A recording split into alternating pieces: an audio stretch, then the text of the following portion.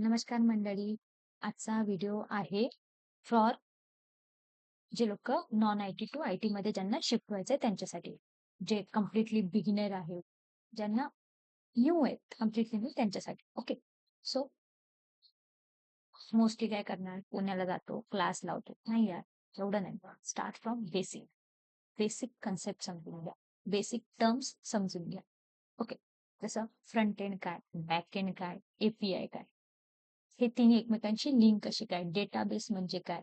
Okay, त्याच्यानंतर architecture म्हणजे काय, तसं एरर डिबगिंग, बग्स म्हणजे काय, एरर रिझॉल्विंग म्हणजे काय असतं, लॉग्स म्हणजे काय असतात, एक्सेप्शन एक्सेप्शन हँडलिंग हा काय प्रकार आहे नेमका. ज्यांना नेटवर्क आणि सिक्युरिटी मध्ये येते त्यांच्यासाठी URL, पोर्ट, पोर्ट रेंज, त्याच्यानंतर HTTP काय, HTTPS काय, हे पोर्टच आहेत. एक्झाम्पल ऑथेंटिकेशन काय, ऑथरायझेशन काय.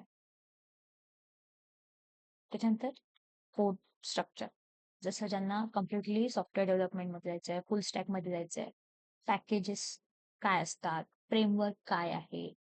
Okay, different type of languages. मी हे नाही म्हणत की सगळ्याच लँग्वेज शिका, ऍटलिस्ट कुठल्या लँग्वेजेस आहेत जस्ट माहितीसाठी. हा.